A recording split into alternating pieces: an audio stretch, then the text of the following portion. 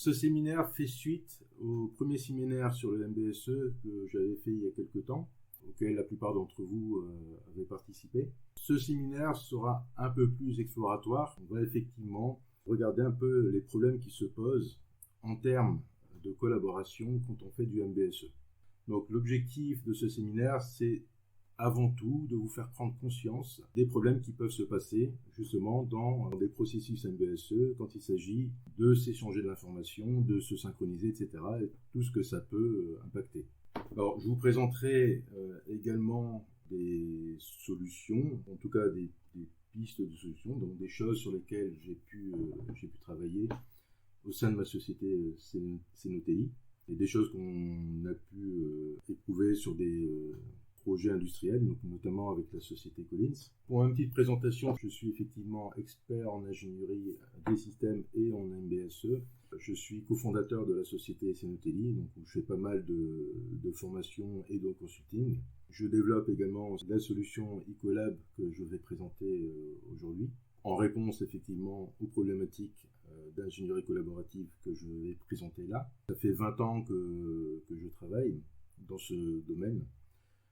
J'ai passé une grande partie de ma carrière au sein de la société Thales, mais je suis passé également par le CEA et l'IRT Systemix. Voilà, j'ai participé aussi à beaucoup de projets de recherche européens, donc ils m'ont aussi permis d'apporter de l'eau à mon moulin. Bon, je repars d'une slide que j'avais déjà présentée avant pour faire prendre conscience des problématiques d'ingénierie système et du besoin d'avoir une démarche plus rigoureuse basée sur des modèles plus formels. Donc le problème, c'est qu'on doit concevoir un système complexe et que pour concevoir ce système complexe, on a besoin d'organisations tout aussi complexes. L'idée, c'est de co-concevoir ce système, donc en tenant compte des points de vue de toutes les parties prenantes, que ce soit le client, les utilisateurs finaux, les électroniciens, les développeurs, les mécaniciens, les autorités. Il s'agit ici de discuter et de construire une vision cohérente du système. Notre problème ici, c'est d'agréger un certain nombre de points de vue et de les mettre en cohérence. Donc ça nécessite effectivement des discussions permanentes et des réconciliations à travers une recherche de compromis et des optimisations. Un système, c'est le produit d'un processus collaboratif. D'accord ? Donc on a une complexité qui est multifactorielle. On ne va pas se limiter effectivement aux artefacts techniques de la conception, parce qu'effectivement ça représente une complexité en soi. Donc je l'avais expliqué lors du premier séminaire, on va devoir effectivement concevoir un système qui est lui-même composé de sous-systèmes hétérogènes. Et donc ce qui va faire apparaître des comportements émergents qu'il est effectivement difficile de prévoir et de maîtriser. Au-delà de cet aspect technique, on a la complexité de l'organisation, de son hétérogénéité. Effectivement, quand on conçoit un de tels systèmes, ça va mettre en place des organisations humaines, donc avec chacun son point de vue et puis éventuellement des divergences, puis des intérêts différents, des problèmes d'incompréhension liés à la culture, aux générations, etc. On va avoir aussi des problèmes de transmission de l'information. Donc on va avoir souvent des cas d'informations erronées, d'informations non précises, incomplètes, parfois inaccessibles, ou des fois on sera noyé d'informations, donc ce qui va aussi mettre un frein à notre capacité de raisonnement. On va devoir faire face au changement des technologies par exemple, donc l'obsolescence en particulier. Donc effectivement quand on a des projets longs, que ce soit la conception d'un rover ou d'un avion, c'est des projets qui peuvent durer des dizaines d'années. Entre-temps, effectivement, les technologies vont beaucoup changer, la réglementation va changer, les normes vont changer, les standards vont changer, etc. Donc, il y a cette gestion du changement qui est absolument impérative et dont il faut tenir compte. Et il faut effectivement là avoir des outils qui vont nous permettre de suivre ces changements et d'en mesurer les impacts rapidement. D'accord ? Donc après, on a aussi tous les facteurs endogènes et exogènes. Donc la politique interne, est-ce qu'on a les bonnes ressources, les bonnes compétences, est-ce que les personnes sont disponibles au bon moment, etc. Puis on a la politique externe, qui peut aussi jouer sur les projets. Au début du projet, on a un système qui a un périmètre assez flou et ce système, on va l'appréhender à travers différents outils. Donc chaque expert va utiliser un outil de spécialité et va exprimer son point de vue. Alors ce que j'ai représenté ici, donc dans les barres colorées, ce sont les outils qui offrent en quelque sorte une fenêtre sur notre système. Et chaque point de vue se complémente. Alors parfois, on a des cas de friction de données. C'est-à-dire qu'on peut exprimer dans deux outils différents les mêmes propriétés du système. Donc là, on peut avoir des cas de friction de données. Quand on conçoit un système comme ça à travers différents points de vue, alors il y a une chose ici qui va aussi empêcher notre capacité de raisonner globalement, c'est la segmentation des espaces techniques. Bien souvent, on va avoir des outils des données qui sont exprimées dans les outils, mais ces données peuvent être liées les unes aux autres. Les espaces techniques étant segmentés, donc on a des difficultés effectivement à créer des liens sémantiques entre ces informations. Si on fait l'hypothèse qu'effectivement on est capable de construire une vue cohérente dans chaque outil, donc ça ne signifie pas pour autant que l'ensemble reste cohérent. D'accord ? Parce qu'effectivement, il nous manque ça. Il nous manque les cas de gestion de friction de données et les cas de données incomplètes ou de données qui ne sont pas reliées du fait justement qu'elles soient dans des espaces techniques différents. De quelles solutions aujourd'hui, alors dans le monde MBSE, de quelles solutions on dispose justement pour aligner les points de vue et les mettre en cohérence ? Donc là, on a nos différents outils qui expriment des points de vue. Donc on peut avoir un point de vue performance, un point de vue fonctionnel, un point de vue consommation, un point de vue sécurité, un point de vue sûreté, un point de vue encombrement, etc., etc. Et le problème, c'est qu'effectivement, pour avoir une vue globale, il faut pouvoir interconnecter ces données et déterminer la cohérence de ce qui est dit de part et d'autre. Alors de quelles solutions on dispose aujourd'hui pour arriver à faire ça ? On a les langages de modélisation, donc unificateurs, donc comme UML, SysML, Capella. C'est ce que je représente ici dans l'octogone vert. L'idée finalement, pour pouvoir resynchroniser l'ensemble de ces points de vue, c'est de passer par un langage unique. Et donc, en passant par ce langage unique, on va être capable donc d'aligner les points de vue. Donc ce qu'il faut prévoir éventuellement, c'est des transformations, donc pour aller d'un outil de spécialité vers un langage généraliste. Et donc des transformations inverses quand on a décidé ensemble, quand on a fait des compromis, des optimisations. Donc éventuellement, on peut revenir dans les outils pour réaligner en fait les différents points de vue. Quel est le problème de ça ? Il y a un problème effectivement d'alignement sémantique et sémiotique. C'est-à-dire que est-ce que ce langage finalement ça représente l'union de tous les langages ici ? Est-ce que ça représente l'intersection de tous les langages ? Peut-être qu'il y a des propriétés qui sont capturées dans ces outils qui ne sont pas projetables dans un langage unificateur. On passe d'une situation où des experts utilisent des outils de spécialité qui sont pertinents pour ce qu'ils font à un langage généraliste qui généralement ne considère pas comme très pertinent. Donc ils doivent apprendre un nouveau langage d'une part, et ce langage généralement ne convient pas tout à fait à leurs besoins. Il y a des fossés sémantiques et sémiotiques qu'il va falloir régler. Alors on a plusieurs problèmes. On a un ensemble d'experts, alors que j'ai présenté ici par des cerveaux, qui expriment un point de vue sur un objet de la pensée. Donc ici par exemple un avion. Ce point de vue, il l'exprime généralement dans un outil. Il peut déjà y avoir un gap entre ce que les experts pensent et ce qu'ils sont capables d'exprimer dans les outils. Deux experts qui discutent entre eux pensent se comprendre, mais en réalité, il y a des problèmes culturels, il y a des problèmes de sémantique, de sémiotique, qui font que ce qui peut paraître évident et trivial ne l'est pas tant que ça. Donc ils peuvent utiliser un même vocable, pour autant les mots ont des significations différentes pour chacun. Donc ça peut produire des biais. Donc déjà dans la communication entre deux experts, il peut y avoir des biais. Quand un expert exprime son point de vue dans un outil, il y a un autre biais, parce qu'on va passer effectivement d'une représentation métier à une représentation plutôt technique. Là aussi, il y a un gap. Il y a un autre gap, c'est dans l'échange d'informations entre les outils. Généralement, ce qui se passe, c'est que quand on échange des données entre outils, on n'échange que de la syntaxe. Vu que la plupart du temps, la sémantique, elle est codée en dur dans les outils. Et cette sémantique-là n'est pas partagée. Ce qui est échangé, c'est la syntaxe uniquement. Donc là, il peut y avoir effectivement des biais qui sont introduits. Donc là, on a plusieurs biais. Donc on a des biais au niveau métier, on a des biais dans la projection finalement d'une pensée dans un outil, et des biais dans les échanges entre outils. Et donc tous ces biais vont effectivement introduire du bruit et potentiellement des erreurs d'incompréhension qui peuvent s'avérer coûter cher à la fin. Est-ce que les outils du MBSE, donc les langages comme UML et SysML par exemple, ou Capella, résolvent ces problèmes? Le langage généraliste ne tient pas compte des spécificités métiers en fait, ou des spécificités techniques de chaque expert. Donc il est généraliste. Par définition, il ne prend pas d'orientation particulière sur la sémantique et la sémiotique, puisqu'il se veut être compréhensible par tous.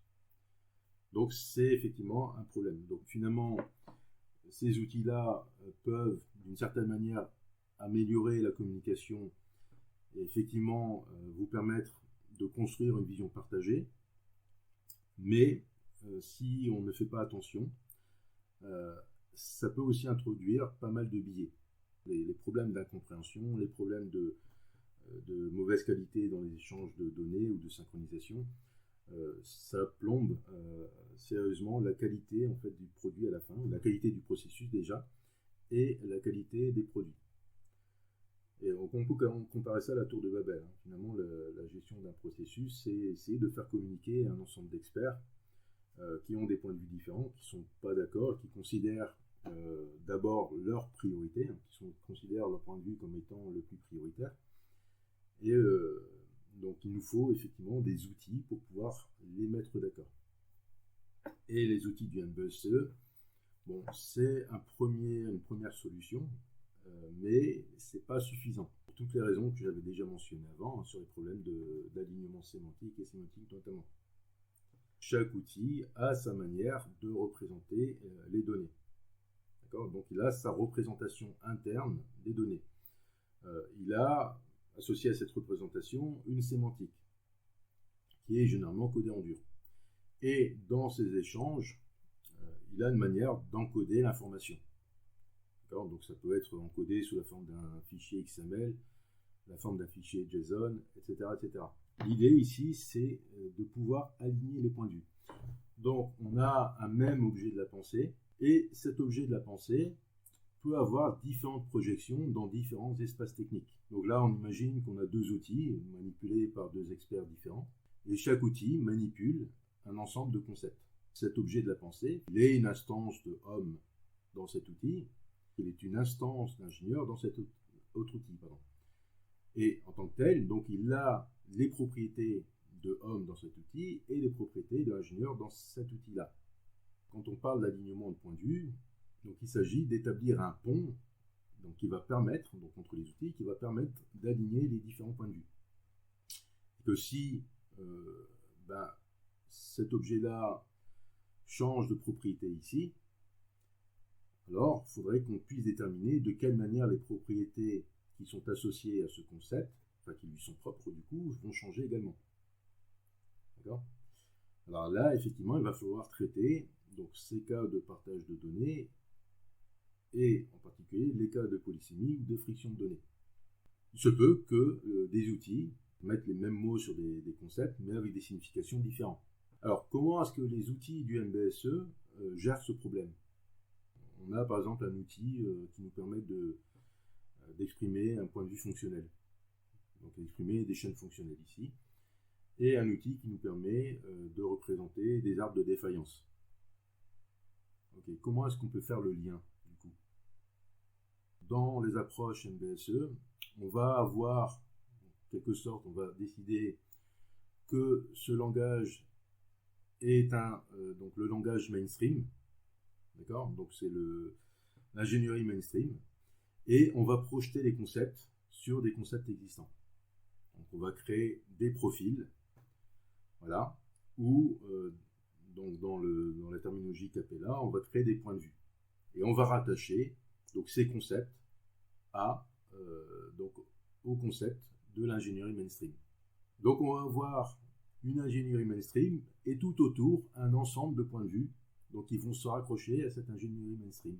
Donc potentiellement, on va créer un profil ingénieur qu'on va pouvoir appliquer à man et woman, d'accord, avec les propriétés qui lui sont associées. Il faut que le mapping ait du sens. Ici, on peut considérer que ça a du sens. Donc dire que on va teinter ce concept d'homme en ingénieur, ça peut avoir du sens. Et généralement, on se retrouve à multiplier les mappings et donc créer en quelque sorte des sacs de nœuds conceptuels qui introduisent plus de confusion qu'autre chose. Les modèles sont définis comme étant des instances de métamodèles. Bon, c'est pas tout à fait vrai. En réalité, les modèles peuvent contenir des instances de différents métamodèles. On pourrait, au sein d'un même modèle, instancier des concepts qui proviendraient de différents métamodèles. Bon, aujourd'hui, ce n'est pas le cas. Il n'y a pas d'outil qui est capable de faire ça. Donc, on est obligé de recourir finalement à ces mécanismes de profil qui introduisent finalement plus de bruit qu'autre chose. Quand on projette, effectivement, d'une certaine manière, on hérite de la sémantique en fait, du concept sur lequel on a projeté. Donc, ce qui peut aussi fausser les interprétations. L'autre aspect, c'est l'aspect sémiotique. À chaque concept, généralement, on associe une représentation concrète, un carré, un petit homme ou ce qu'on veut. Et en faisant ces projections, on perd aussi cet aspect-là. Alors, je parlais de concept, mais je parle aussi d'interprétation, parce que, comme je disais tout à l'heure, quand deux outils s'échangent de l'information, aujourd'hui, ils s'échangent essentiellement de la syntaxe, parce que la sémantique reste dans les outils. Donc là, effectivement, ça introduit des biais également.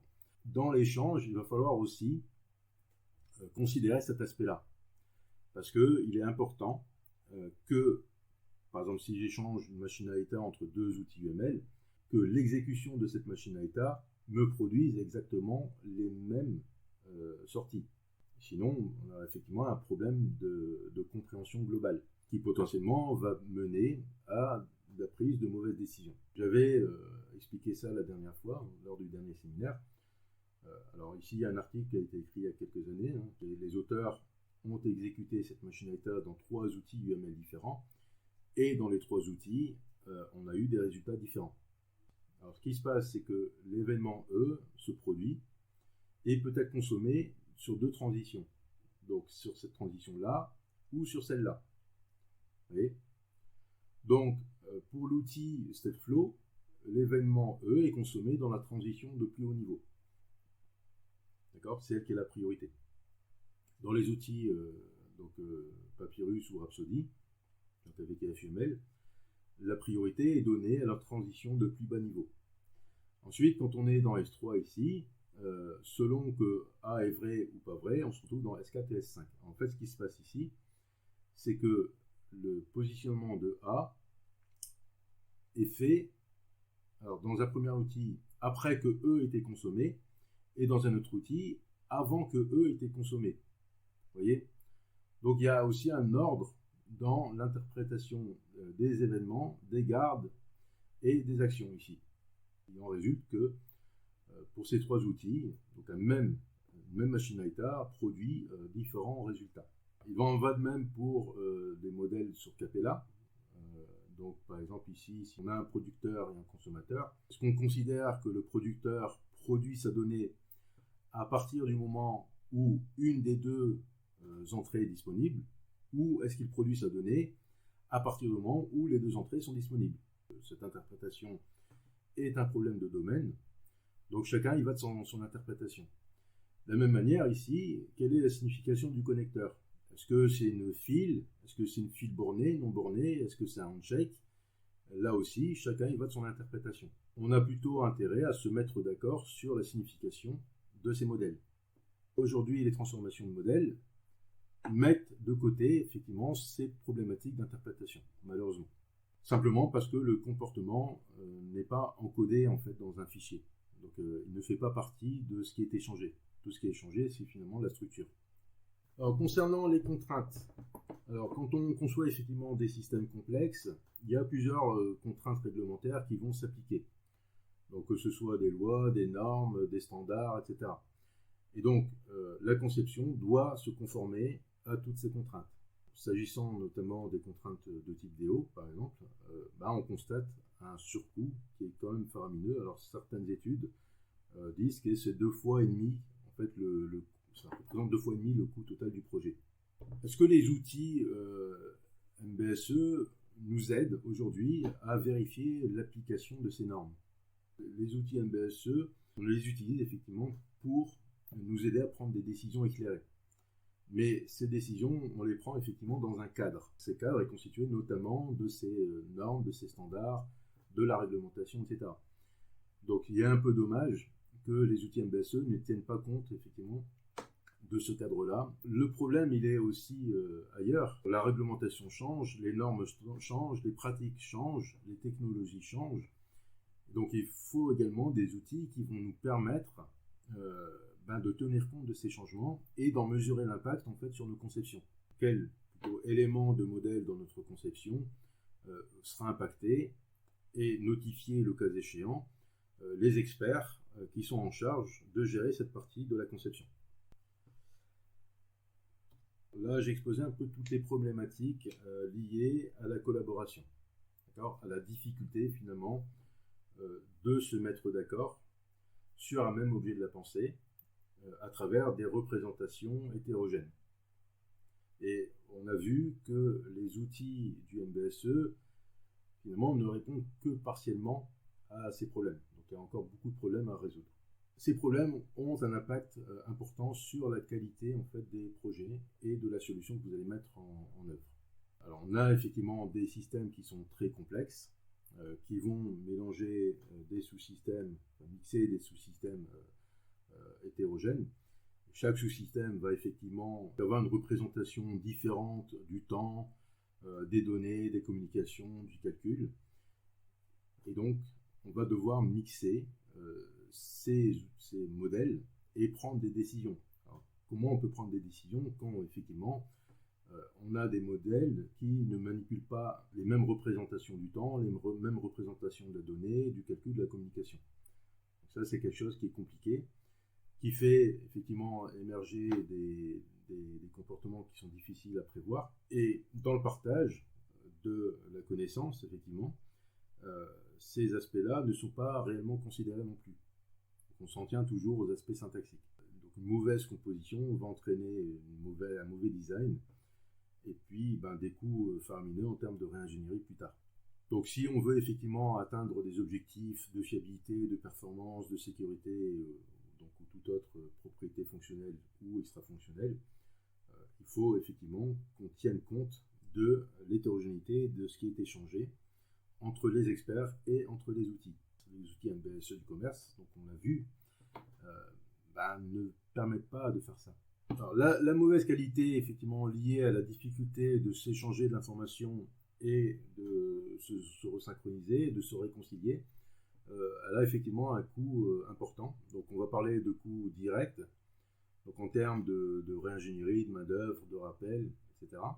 Ou de coûts indirects, donc c'est toutes les heures supplémentaires, les allers-retours entre les différents services, etc.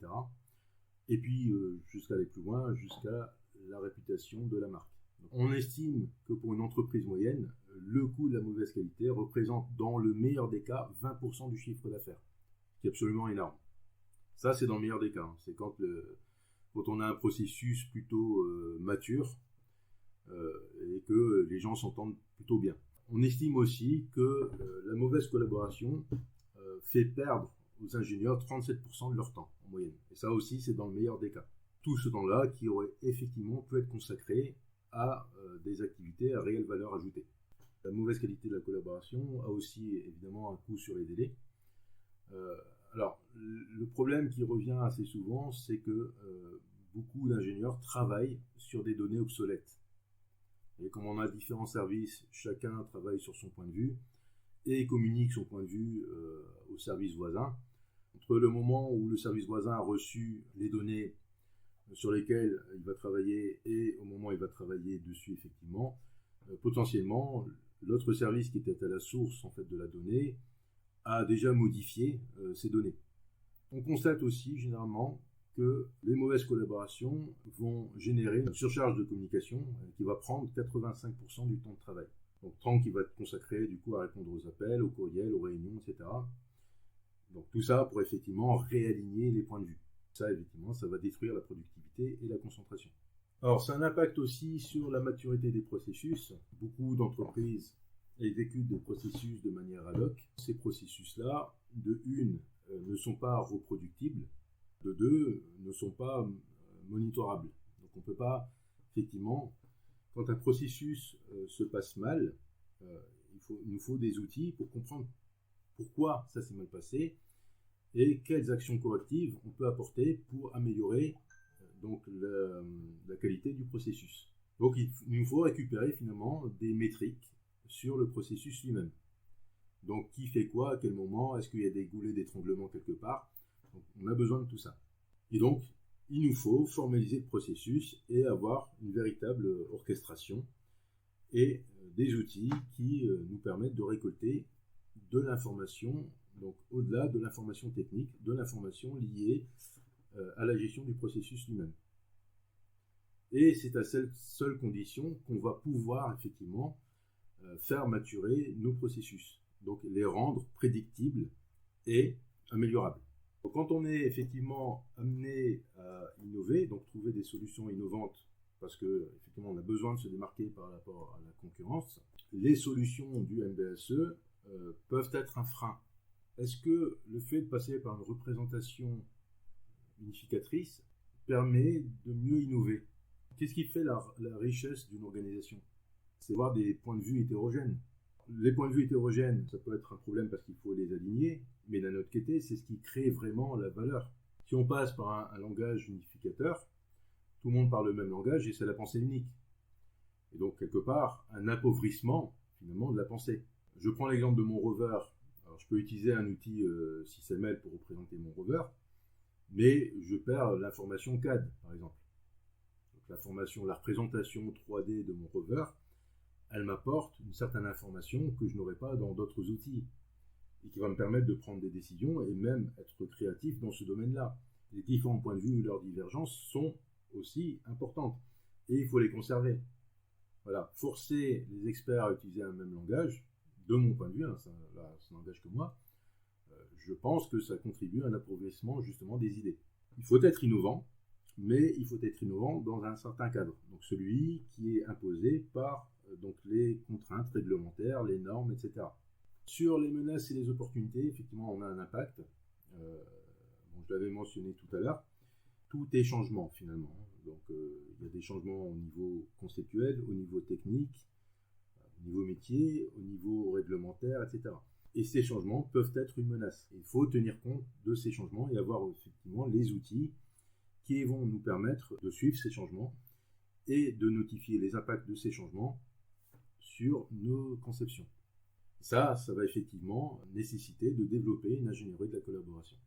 Les leçons à tirer de tout ce que je viens d'énoncer, c'est qu'il faut bien prendre conscience effectivement que la qualité de la collaboration a un impact très fort finalement sur la qualité des produits ou de la solution qu'on va mettre en œuvre. Donc il ne faut surtout pas négliger la qualité de la collaboration entre les ingénieurs entre eux déjà, ou entre les ingénieurs et toute autre partie prenante, donc que ce soit les clients, les fournisseurs ou les sous-traitants. Avoir une collaboration de qualité va nécessiter effectivement d'investir dans l'ingénierie de la collaboration. Il y a un coût initial qui est non négligeable, mais une fois que c'est mis en place, on va avoir un retour sur investissement qui va nous permettre de gérer les projets et d'innover de manière beaucoup plus efficace. Il faut effectivement favoriser la collaboration, l'incorporer où c'est possible, entre les partenaires, entre les ingénieurs, avec les processus, etc. Donc on va envisager effectivement un ensemble de technologies, telles que le cloud, le web sémantique, l'IoT, etc., pour permettre effectivement de meilleures collaborations. Du point de vue étymologique, la collaboration vient de comme laborare, donc il veut dire travailler ensemble, travailler avec. Donc la collaboration, c'est le processus par lequel deux ou plusieurs personnes, ou entités, ou organisations, travaillent ensemble pour accomplir une tâche et atteindre un objectif. Alors ça, c'est important. Pour qu'une collaboration fonctionne, il faut une intention claire. La collaboration va nécessiter une complémentarité des compétences et un ordonnancement des activités, une synchronisation et une communication des données. Alors, du point de vue de la philosophie, la collaboration va impliquer des personnes qui travaillent dans un espace plutôt intersubjectif, donc un domaine partagé où les significations et les compréhensions sont co-créées entre les participants. D'accord ? Donc l'ensemble des parties prenantes, c'est ce que je disais tout à l'heure, exprime un point de vue, exprime sa réalité du système. Et l'objectif, c'est effectivement de mixer toutes ces représentations pour créer une représentation commune, partagée et cohérente. Pourquoi les outils de modélisation ne peuvent pas vraiment être considérés comme des outils de collaboration ? C'est simplement parce qu'ils ne permettent pas réellement d'exprimer un point de vue d'expert. C'est une projection qui est partagée et on va avoir effectivement des pertes d'informations qui sont, alors, peuvent être résolues d'une certaine manière par des transformations de modèles, mais comme on l'a vu, les transformations de modèles ne s'intéressent qu'à la syntaxe, elles oublient la sémantique. Du point de vue psychologique, donc, la collaboration est définie comme une activité synchrone et coordonnée, donc le résultat d'une tentative d'élaboration et de maintien d'une compréhension commune d'un problème. Dans le domaine de l'ingénierie, alors, la collaboration consiste à faciliter l'amélioration des processus et des solutions grâce au partage d'informations créé par une organisation d'ingénierie. L'ingénierie collaborative, donc, elle s'est développée ces dernières années en réponse à des problèmes et des systèmes d'ingénierie de plus en plus complexes, qui vont nécessiter effectivement de faire communiquer énormément d'experts. Alors, quelles sont les motivations de la collaboration ? Donc, il y a déjà une motivation qui est intrinsèque. Donc, selon la définition que j'ai donnée, quand les personnes collaborent et qu'on a une intention claire, donc on sait où est-ce qu'on va, on constate généralement que les gens sont plus enclins à faire ce qu'ils font, avec un impact positif sur l'autonomie, leur maîtrise et la motivation. La collaboration, elle a énormément de vertus, notamment le fait que les gens peuvent apprendre les uns des autres, et donc améliorer leur expérience et leur crédibilité. Là encore, le cadre unificateur pose un frein à cet apprentissage. La collaboration va permettre effectivement donc, de construire une vision claire sur la base d'une intention partagée. Et donc, qui sera partagée par un ensemble de personnes et qui va éviter effectivement des efforts inutiles liés au problème d'alignement. La collaboration va contribuer à améliorer la qualité des résultats, la productivité et le moral des employés. D'accord ? Donc ça, c'est ce qui est constaté donc sur le terrain. Et donc, par exemple, quand on voit certains articles qui sont rédigés en collaboration à l'échelle internationale, on constate, donc ça c'est mesuré, que ces articles ont tendance à avoir un impact plus important sur la recherche et être de bien meilleure qualité, et proposent des choses beaucoup plus intéressantes. D'accord ? Donc la collaboration, ça permet effectivement de tirer le meilleur parti de la diversité des équipes, en évitant, comme j'ai dit, l'écueil de la pensée unique. On a besoin, on l'a vu, d'une collaboration efficace parce qu'elle permet effectivement de travailler plus efficacement et d'innover plus efficacement également. Mais il faut aussi pouvoir la mettre en musique. Donc pour ça, on a besoin d'outils. Il y a un investissement à faire sur la collaboration numérique. Elle va nous permettre effectivement d'aboutir à une meilleure efficacité opérationnelle. D'accord ? Donc en réduisant les coûts et les délais, donc en accélérant aussi la mise sur le marché de produits innovants qui vont exploiter au mieux les dernières avancées. À travers la collaboration, effectivement, on va aussi avoir un meilleur engagement des clients, donc à travers un échange plus réactif. Et donc, on peut aussi assister à une croissance globale du chiffre d'affaires. Au-delà de la collaboration au sein d'une entreprise, on peut aussi parler de la collaboration étendue. C'est-à-dire qu'on peut élargir notre collaboration, donc la sphère de notre collaboration, aux partenaires externes. Donc que ce soit, par exemple, des académiques, des sous-traitants, des partenaires, des fournisseurs. Donc on peut aussi les intégrer à notre collaboration et améliorer les communications avec toutes ces personnes. Donc je parle de collaboration étendue comme on parle d'entreprise étendue. Ce type de collaboration étendue, ça va nous permettre, encore une fois, d'accélérer l'innovation et d'être encore plus compétitif.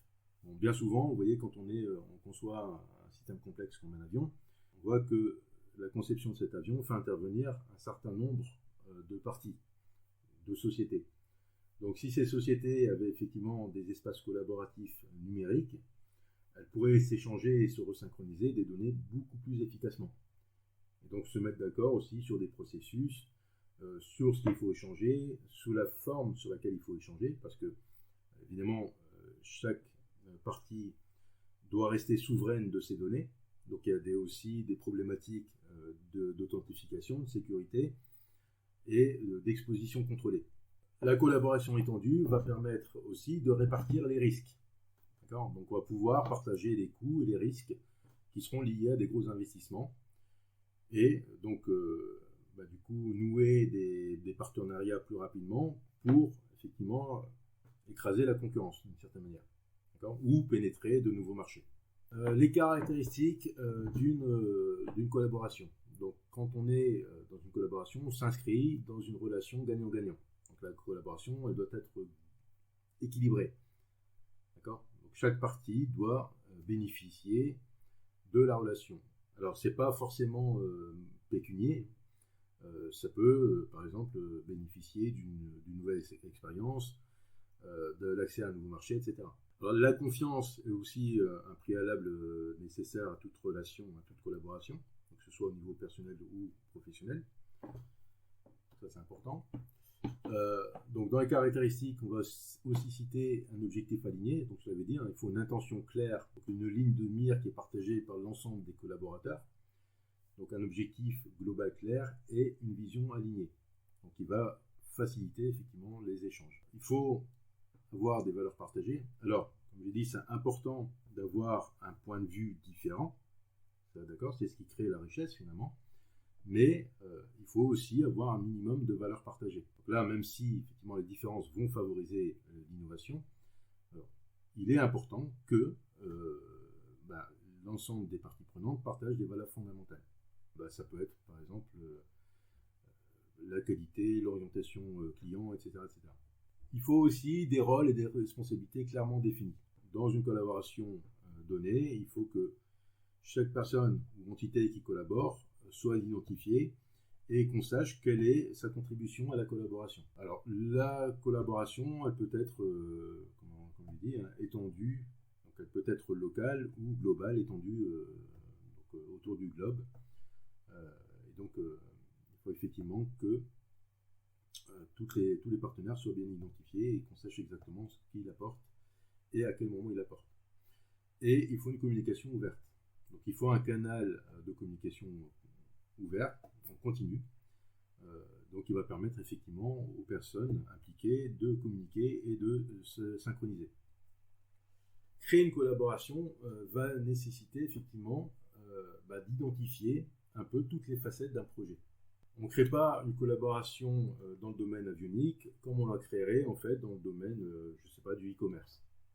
Parce que les domaines d'application sont différents, les objectifs sont différents, les contextes et les contraintes sont différents, les tailles de projet sont différents, les délais, les coûts, la maturité sont différents, etc. Donc il va falloir tenir compte effectivement de toutes ces caractéristiques pour construire une collaboration qui soit efficace. Il y a une ingénierie de la collaboration qui est là pour ça.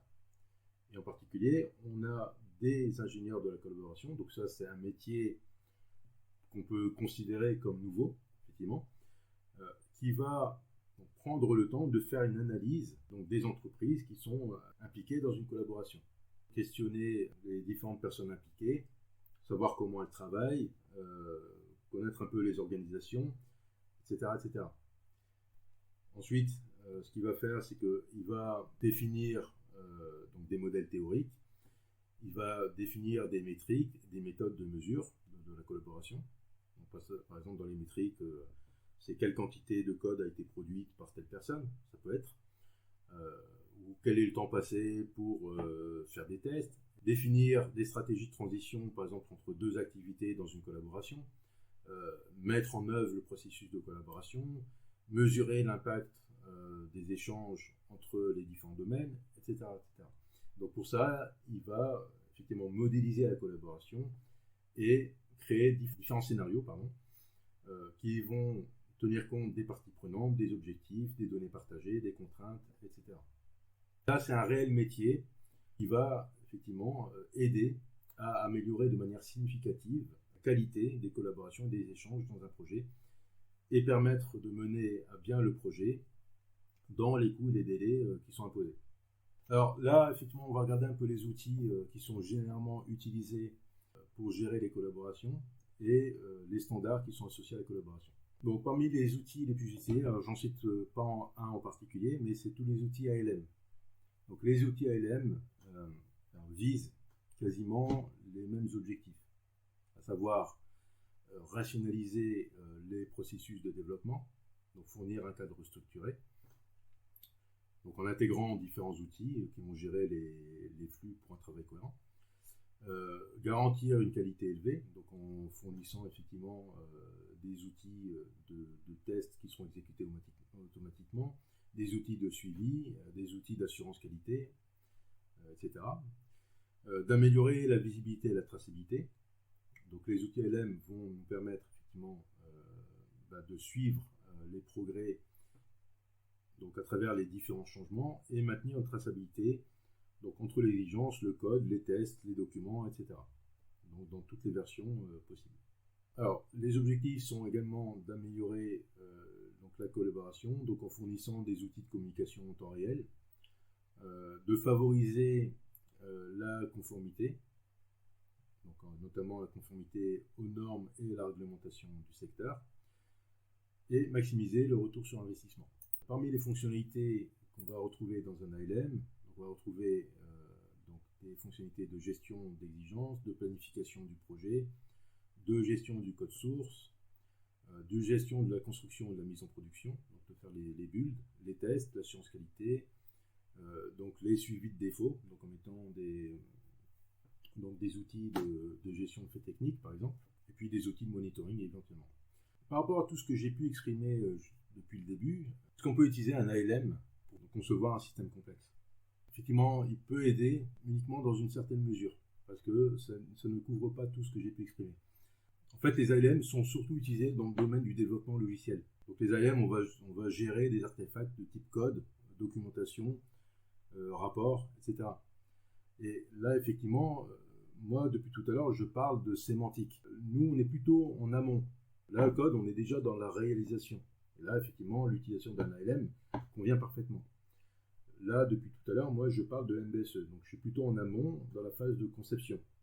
Alors, que ce soit conception préliminaire ou détaillée. Et on a besoin, effectivement, dans la collaboration, de prendre en considération le sens de ce qui est échangé.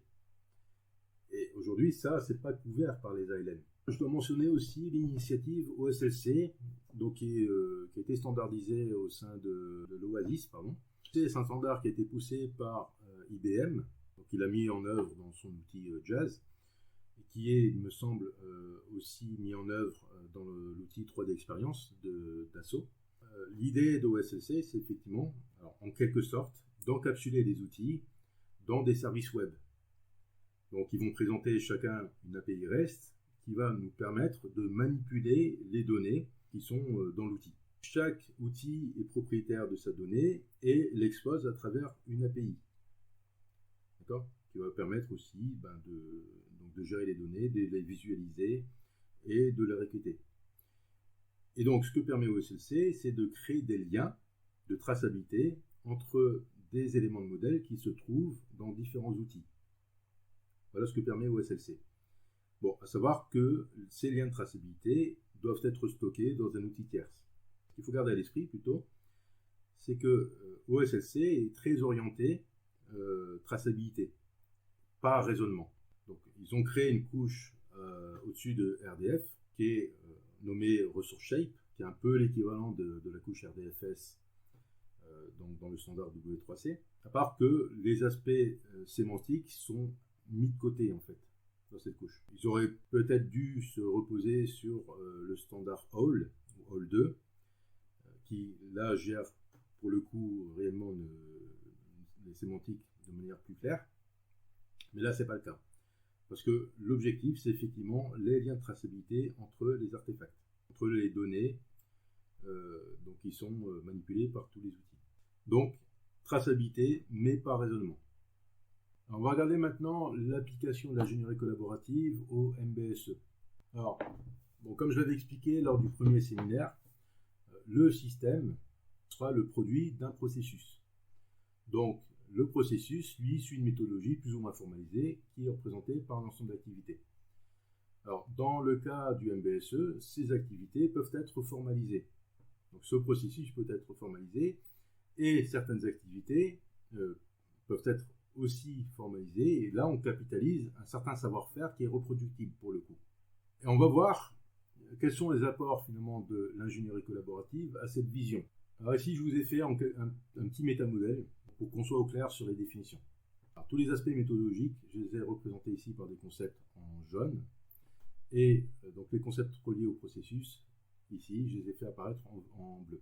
Une méthodologie, c'est un ensemble de méthodes. Associé à ces méthodes, on a des rôles qui sont impliqués, on a des types de modèles, et on a des types d'outils qui sont utilisés. Donc ces outils-là ont en entrée des types de modèles et en sortie des types de modèles. Le processus, c'est finalement l'application d'une méthodologie. Donc un processus a une date de début et une date de fin.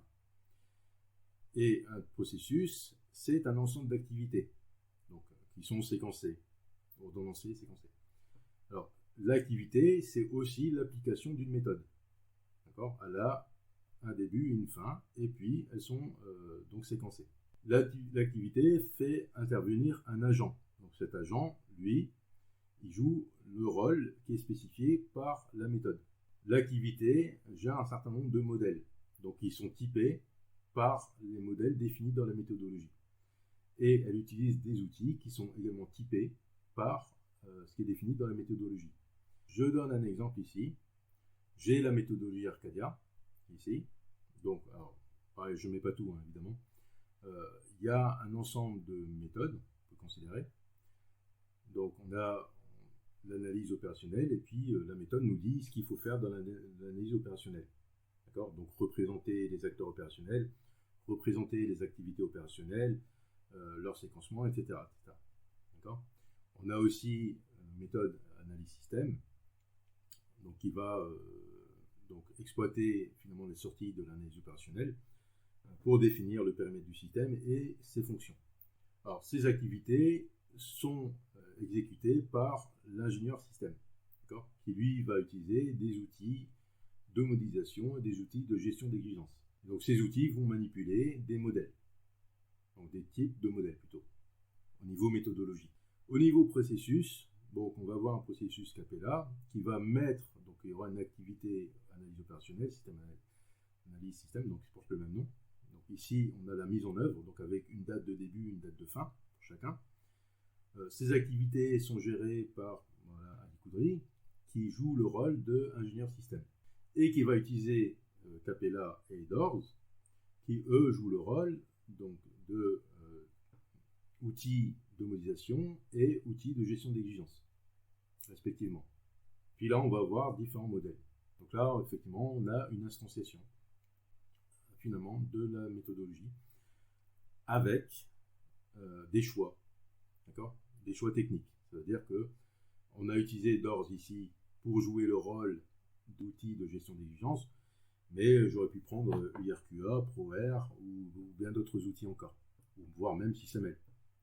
Vous voyez ? Voilà, donc on fait des choix finalement de réalisation de la méthodologie. Ça veut dire qu'on pourrait envisager d'appliquer la méthodologie Arcadia avec d'autres outils que Capella. Ça ne poserait pas de problème. Parce qu'on sait ce qu'on attend comme représentation dans chaque modèle. Cette vision ne permet pas un travail collaboratif efficace.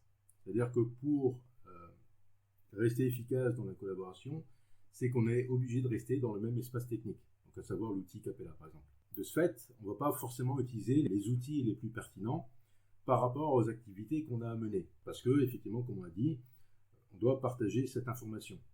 On a aussi des difficultés à mettre en relation les exigences donc, qui sont contenues dans Doors et par exemple les fonctions qui seront contenues dans Capella.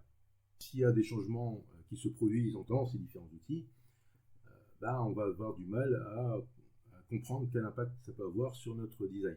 Donc on a un processus qui est relativement linéaire et qui offre finalement peu de support à la démarche agile et à l'innovation. On va passer à une autre vision où on va chaîner finalement les outils et les faire communiquer à travers des transformations de modèles. D'accord ? Donc, je suis représenté par des T ici. Donc je capture des exigences dans le monde Capella, dans le monde DORS, pardon. Je fais une transformation de modèle pour aller donc, dans une représentation Capella. Ensuite, je fais une autre transformation de modèle pour gérer les changements de niveau d'abstraction. Et puis une transformation de modèle pour aller vers des outils d'analyse, donc avec possiblement des retours. Quel est le problème de ça ? Alors ici, on a des transformations exogènes, donc ici et ici, et une transformation endogène ici. D'accord ? Donc transformation qui est faite au sein même de l'outil Capella. Alors quel est le problème de ça ? On reste toujours dans un processus relativement linéaire, dans le sens où ces activités, on peut les imaginer comme étant une séquence, mais en réalité, ces activités coexistent dans le temps. Ça veut dire que quand je fais la capture des fonctions du système, possiblement, je vais capturer de nouvelles exigences et je vais changer certaines exigences. Donc c'est toute la chaîne qu'il faudra exécuter, avec possiblement aussi des problèmes de synchronisation entre les différentes représentations. Pour y remédier, on va éviter donc les relations point à point déjà. Donc on va éviter les transformations de modèles comme ça. On va plutôt, du coup, créer un espace collaboratif dans lequel chaque outil va pouvoir mettre en commun, finalement, ces données. Donc on va plutôt passer à ce type de représentation. Donc vous voyez, donc là j'ai mes différents outils qui sont dans des espaces techniques, d'accord, DORS, Capella, CPN, UPAL, et on va permettre à DORS de mettre en partage ces données. D'accord ? Donc ici on présente des exigences par exemple, qui sont reliées entre elles. Et surtout, ce qu'on va faire, c'est que dans cette projection, donc de l'espace technique à l'espace métier, on va aussi corriger les biais cognitifs et les problèmes de sémantique. Finalement, ce qu'on projette, ce n'est pas la donnée technique, c'est la donnée métier. Donc celle que l'ingénieur voulait capturer à travers cet espace technique. Et donc ici, on a un ensemble d'exigences que Capella peut récupérer. Donc Capella va pouvoir récupérer ces exigences, éventuellement faire des activités d'analyse, etc. Et puis pousser les fonctions qui résultent de l'analyse. Et puis on fait ça avec chaque outil. Donc déjà ici, on améliore la situation. Alors ce qui nous manque, c'est de pouvoir mettre en relation toutes ces données. Dire par exemple que le composant qui est ici, il implémente telle exigence. Et que ce composant-là, son comportement est représenté par telle machine à état, par exemple. Alors ça, on met en relation les données métiers entre elles. Et donc, ce qui va nous permettre de raisonner globalement sur l'ensemble des données. Donc on a une réelle approche data-centrique. Alors, pour pouvoir raisonner globalement, on doit pouvoir mettre en relation les activités avec les données d'ingénierie aussi. C'est-à-dire qu'on va dire que cette donnée a été produite par cette activité. Et que cette activité a été donc notamment réalisée par cet outil et par tel expert. Donc il faut qu'on ait une compréhension globale de ce qui se passe au-delà de la donnée technique. Savoir qui a fait quoi à quel moment et avec quel outil. Et à cette seule condition, on va pouvoir effectivement avoir des métriques pertinentes pour détecter des incohérences, pour détecter des goulets d'étranglement éventuellement. Donc s'il y a des problèmes avec des outils ou des ingénieurs particuliers, on va pouvoir y remédier facilement. Donc une fois qu'on a détecté les problèmes, on va pouvoir apporter des actions correctives. Aujourd'hui, il n'y a pas d'outil qui est capable de faire ça. Mais si on va avoir une réelle compréhension de ce qui se passe dans un projet complexe, il n'y a pas le choix. On est obligé d'avoir ce type de représentation. Si vous vous souvenez bien des problèmes liés à l'utilisation de CATIA sur l'Airbus A380. Est-ce que vous vous souvenez de cette histoire ?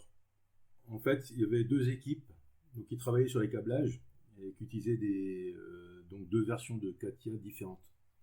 Donc il y avait, de mémoire, je crois que c'était la V4, dans un pays et la V5 dans un autre pays. Bon, il se trouvait que la V5 n'était pas finalement une mise à jour de la V4, mais une réécriture complète.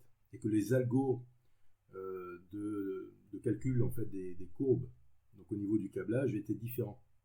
Donc on avait un problème de divergence entre deux outils qui devaient collaborer, mais qui ne calculaient pas de la même manière les courbures au niveau des câbles. Et ça a coûté très très cher à Airbus, parce qu'on a mis du temps à le détecter. Donc dans une démarche réellement collaborative, en ayant une traçabilité de tous ces aspects-là, on aurait pu le détecter assez rapidement et éviter les coûts faramineux que ça a posé.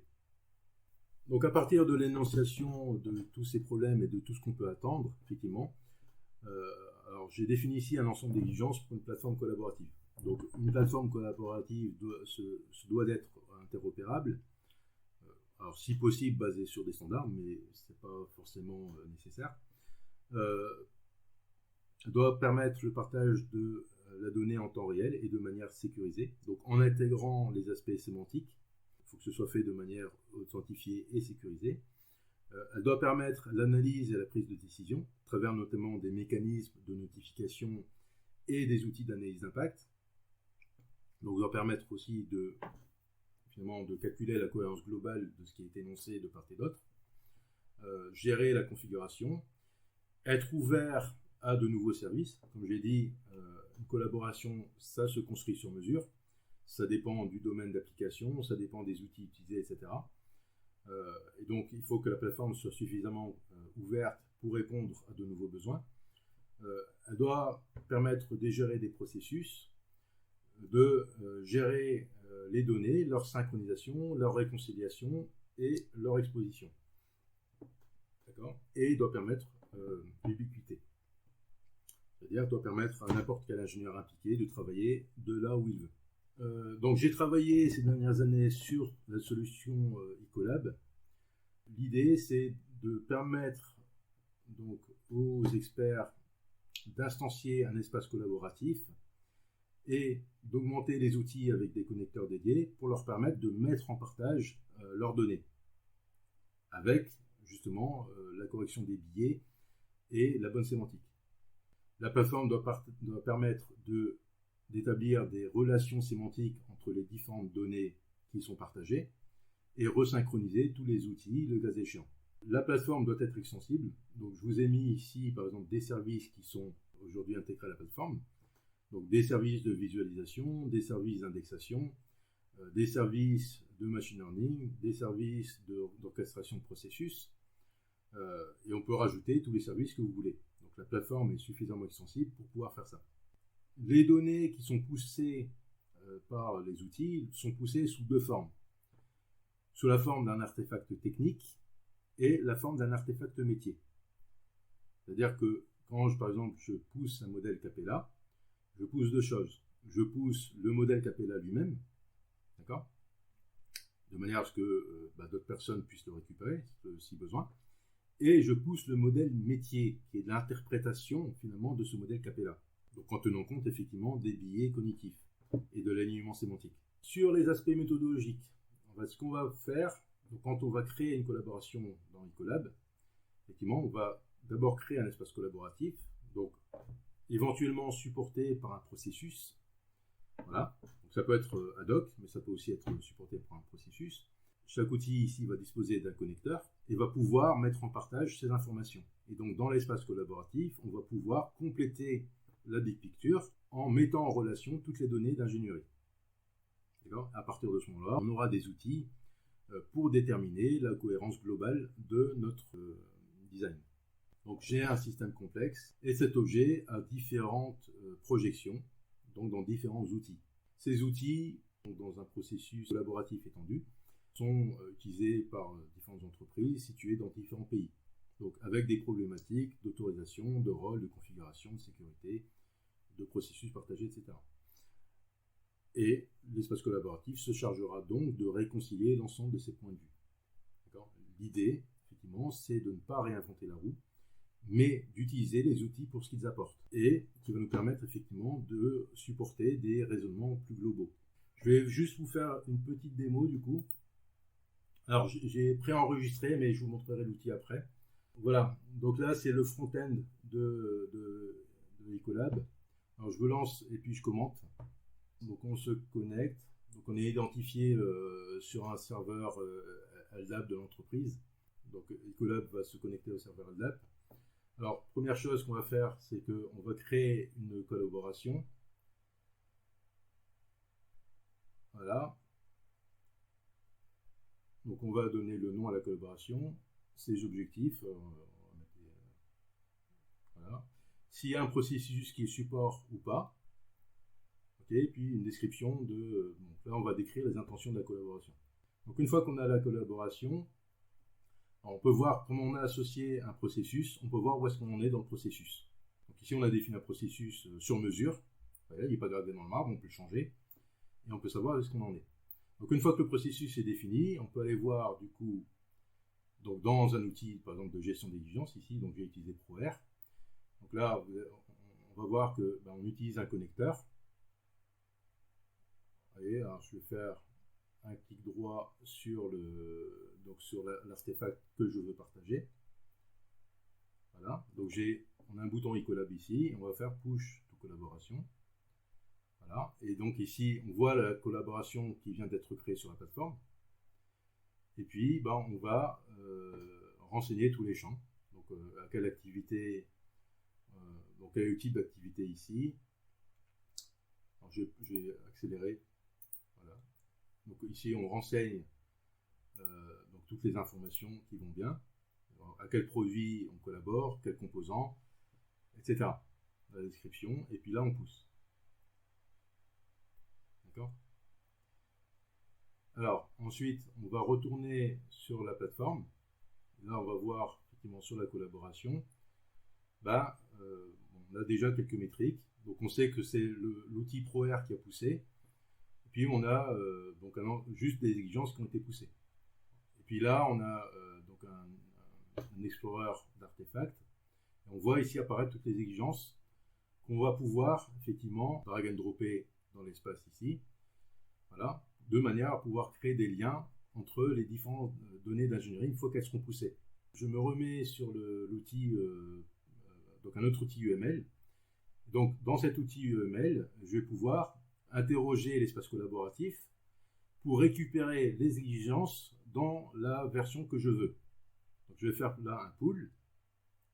Voilà, donc là c'est pareil, j'ai la collaboration. Ici, j'ai la famille d'artefacts, donc là c'est des exigences que je vais récupérer. Voilà, dans la version 0.1, je fais le pool. Et vous voyez ici, toutes mes exigences apparaissent dans le format de SysML.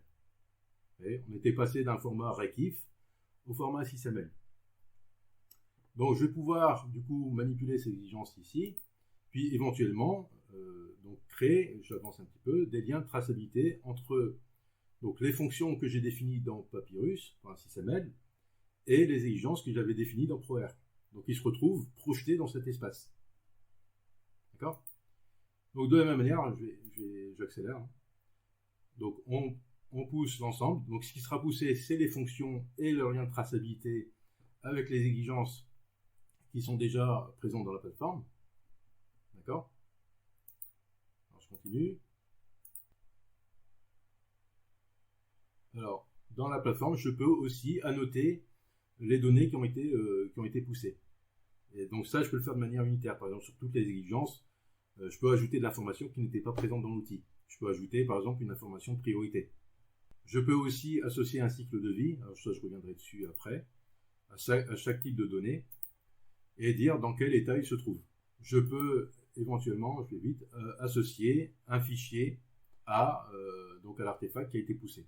Ou associer un fichier, par exemple, à une exigence ou à une fonction. Voilà. Et donc là, on peut voir dans le dashboard que donc il y a un certain nombre d'exigences, de fonctions, de liens de traçabilité qui ont été poussés. Et on voit qu'il y a deux outils qui ont collaboré jusqu'à là. Donc les outils Papyrus et ProR. Il faut savoir que l'outil s'enregistre lui-même auprès de la plateforme. Donc il nourrit aussi le graphe de connaissances qui est dans la plateforme. Qui dit c'est moi qui ai poussé cette donnée.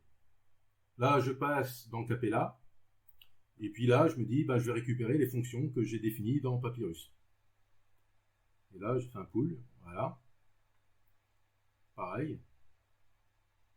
Je mets mes fonctions, et boum. Voilà, je récupère mes fonctions. Alors que je vais pouvoir, du coup, allouer à des composants physiques. Ici.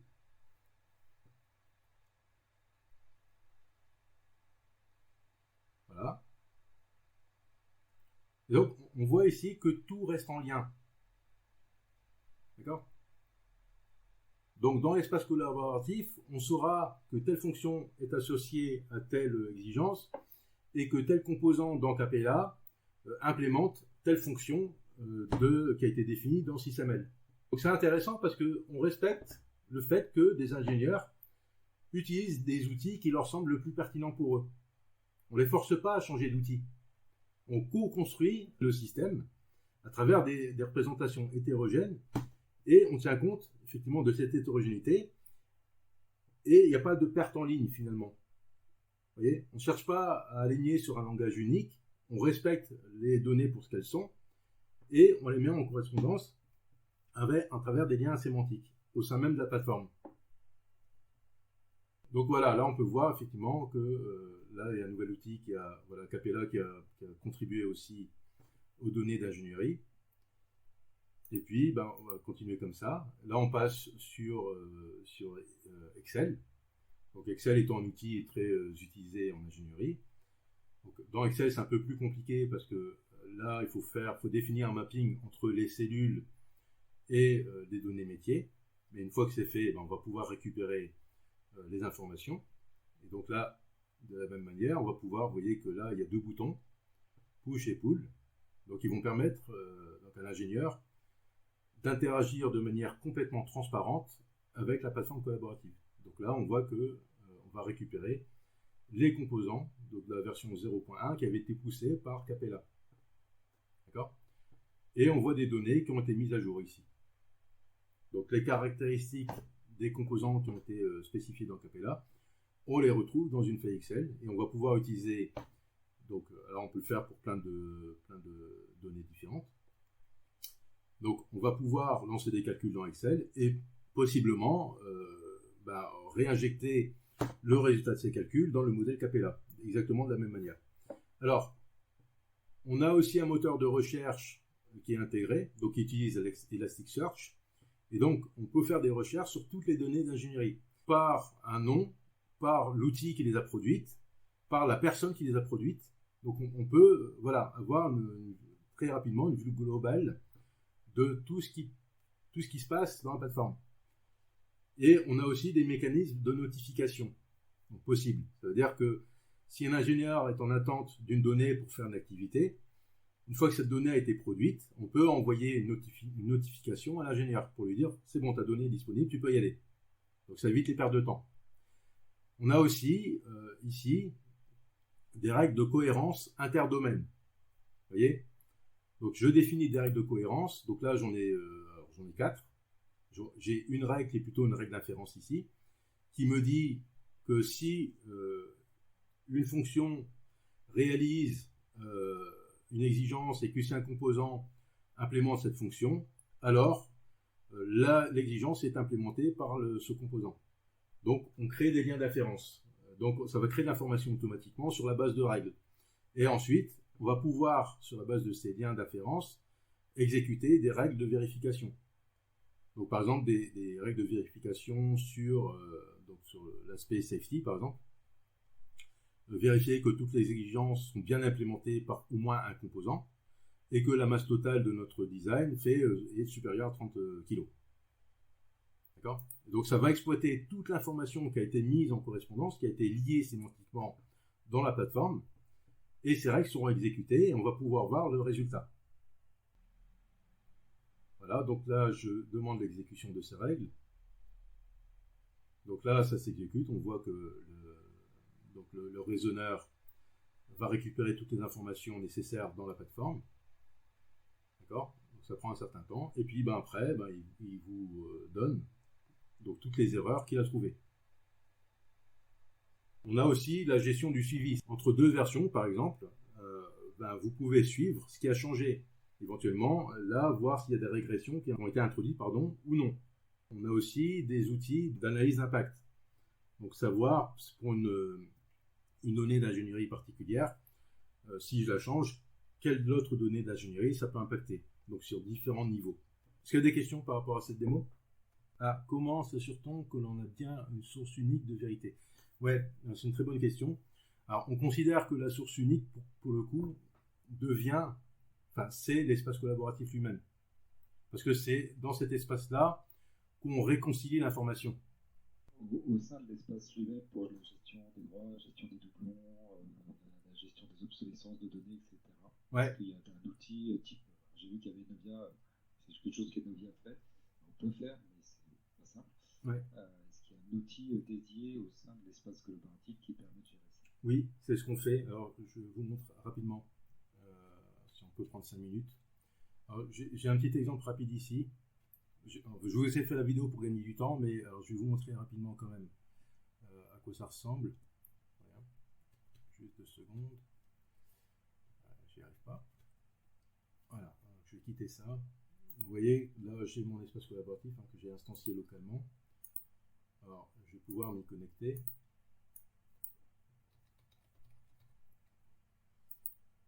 Voilà, je vais pouvoir créer ma collaboration ici. Voilà, donc ici j'ai une nouvelle collaboration. Bon, je mets l'objectif, le processus qui est associé. Un ou plusieurs, on peut avoir plusieurs processus qui sont lancés en parallèle, il n'y a pas de problème. Donc je crée. Donc une fois que ça s'est créé, par exemple, donc je peux pousser ma donnée. Par exemple, là j'ai l'outil Cameo, par exemple. Donc là c'est pareil, vous voyez que j'ai un bouton Ecolab ici. Et je peux pousser du coup mon architecture physique, par exemple. Donc là, je peux faire un push components. Voilà. Là, j'ai mon RFP qui apparaît. Alors ici, activité, je vais mettre architecture, par exemple. Puis là, j'ai mon processus. Voilà, je mets components V0.1, par exemple. Description. Voilà, et je push. Voilà. Donc, si je reviens ici, donc je peux voir dans mon RFP, effectivement, que Cameo System Modeler a poussé donc, des composants, donc au nombre de 18 ici. J'ai, dans mon interface d'administration, alors on voit ici, j'ai la gestion des groupes. Vous voyez? Donc ici, j'ai un groupe designers, mais je peux créer un nouveau groupe ici. Par exemple, testeur. Voilà, et puis ajouter les membres. Donc, par exemple, là, il interroge au fur et à mesure le serveur LDAP. Donc il va vérifier aussi les droits en fait de chacun. Voilà. Je crée mon groupe et dans ma collaboration, voilà, dans ma collaboration, je vais pouvoir ici dans l'administration gérer effectivement les accès. Donc ici vous voyez designer tester et je vais pouvoir du coup associer des droits à ce groupe là. Là, si je vais dans modèle, on voit que le fichier a été également poussé. On a intégré un serveur GitLab ici, donc je peux me connecter avec mes identifiants Ecolab. Voilà, donc ça c'est intégré à la plateforme. Donc on voit ici le projet dans lequel j'ai poussé l'artefact technique et auquel j'ai accès ici en téléchargement si jamais je veux le récupérer directement ici. D'accord. J'ai la possibilité d'associer un cycle de vie à mes artefacts. Donc typiquement ici, j'ai défini un cycle de vie pour les exigences. Vous voyez ici, donc j'ai ce cycle de vie, puis je peux éventuellement le changer et puis créer d'autres états. Vous voyez. Voilà. Et puis je peux créer comme ça des états entre ça et ça par exemple. Ok, donc la gestion des droits est couverte. Alors j'ai aussi la possibilité toujours dans les collaborations. Vous voyez. Alors, je peux requêter directement en Sparkle. Enfin, le graphe de connaissances est stocké sous la forme d'un ensemble de triplés au format all. Donc, je peux directement l'interroger ici ou utiliser des outils de recherche. D'accord ? J'ai donc là, en artefact ici, composant. Je peux aussi voir, ajouter des annotations par rapport aux artefacts. Et là, j'ai toutes les données. Vous voyez, et à chaque donnée, effectivement, je peux associer un état. Donc, pour un peu que j'ai défini l'état du type composant. Bon, ce que je n'ai pas fait ici. Donc là, il ne me proposera rien, juste define. Mais si je définis l'état du composant, il va donc récupérer l'ensemble des états. Et on va pouvoir indiquer ici quel est l'état. D'accord ? Donc, toutes les données, on sait précisément qui les a poussées, à quel moment et pourquoi, puisqu'on a l'intention dans la collaboration. D'accord ?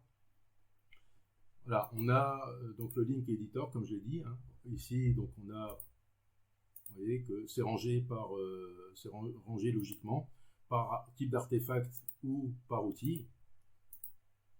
Bon, vous voyez que là, on va pouvoir, du coup, alors que ce soit les exigences ou autres, on va pouvoir, du coup, faire des drag and drop et puis créer des liens sémantiques entre ces données. Donc ici, dire compose of, par exemple. On peut tout envisager. Et donc ces liens sémantiques seront ensuite utilisés pour faire du requêtage aussi, et faire de l'inférence, et vérifier la cohérence globale. D'accord ? Voilà, ici on a la possibilité d'ajouter des règles, bon, ce que j'ai montré dans la vidéo. On a les analyses d'impact, alors là il faut mettre des règles aussi, je ne vais pas le faire tout de suite, mais bon, vous voyez que on a globalement pensé à tout. Enfin, on a essayé de penser à un maximum de choses. Bon, c'est un outil qui est ultra ambitieux, très très très puissant, qui sert vraiment la collaboration, l'ingénierie collaborative et qui fasse gagner du temps et de l'argent en fait aux entreprises qui pourraient l'utiliser. Bon, voilà un peu pour la présentation rapide de l'outil. L'important là, c'est pas l'outil, hein. L'important c'est de comprendre les principes et c'est surtout les idées qu'on met en avant. C'est ça qui est le plus important. J'espère que ça vous convainc en tout cas que c'est ce vers quoi il faut aller. Merci à tous et puis au plaisir. Merci à toi.